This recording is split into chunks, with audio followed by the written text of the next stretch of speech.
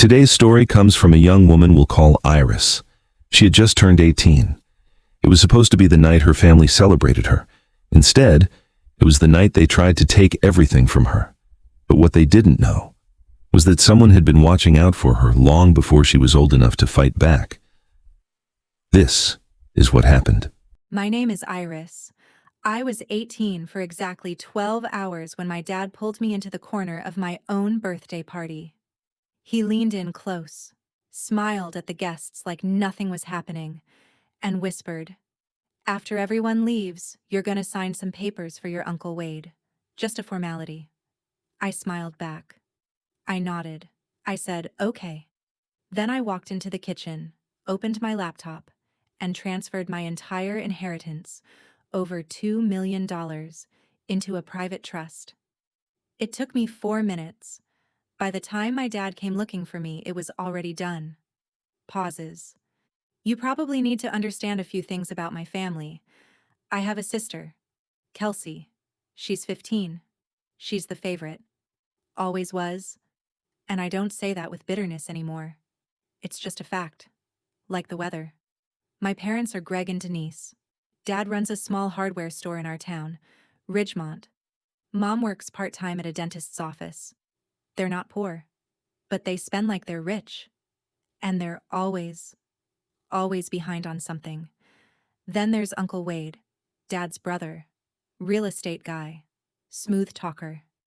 The kind of man who shakes your hand and you feel like you should count your fingers afterward. But the most important people in this story?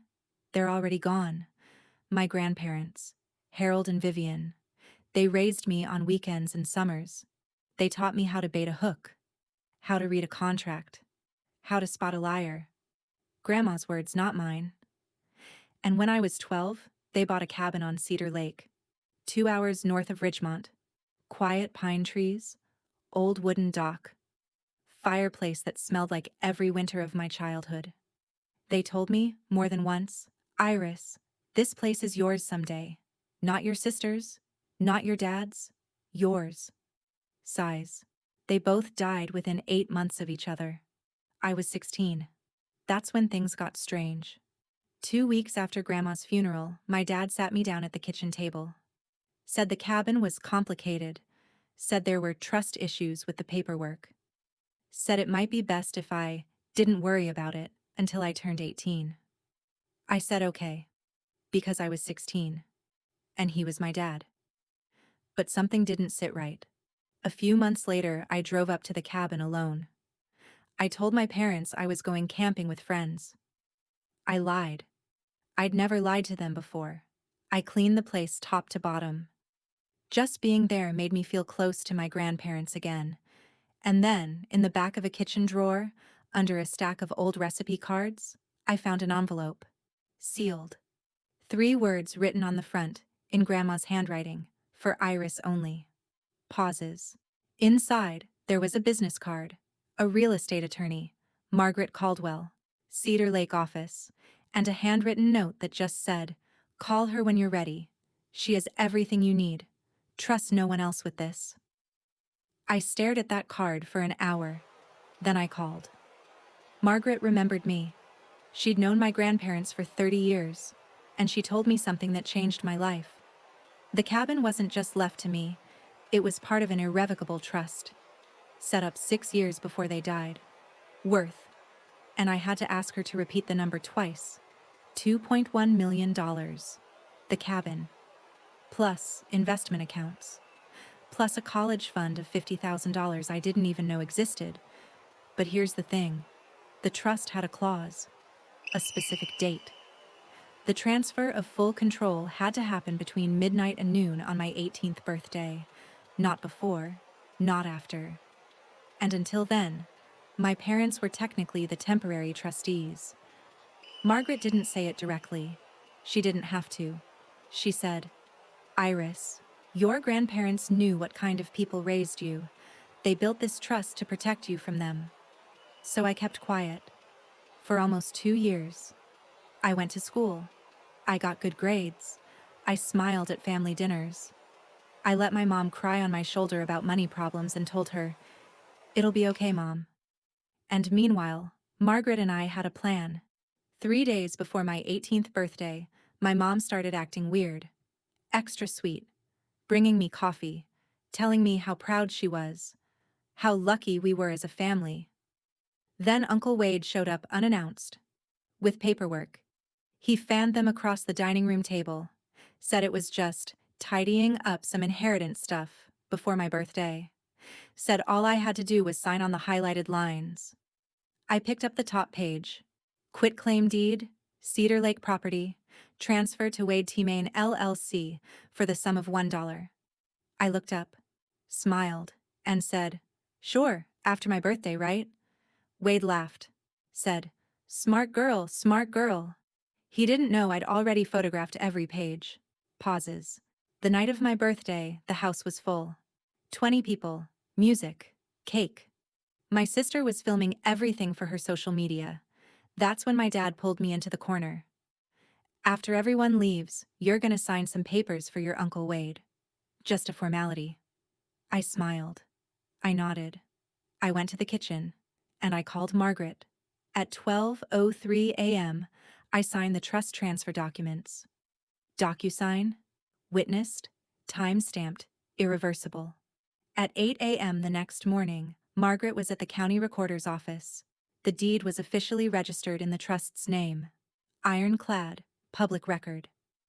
At 9:05 a.m., my Uncle Wade walked into the same office, holding forged papers, trying to register a sale to Ridgeline Development for $450,000. The clerk took one look at his documents, looked at her screen, and said, "Sir, this property is already registered, has been for over 6 years." Wade said, "That's not possible." She turned the screen, pointed. His face went white. Pauses. By Monday, 3 things had happened. 1. Ridgeline Development sued Uncle Wade for breach of contract.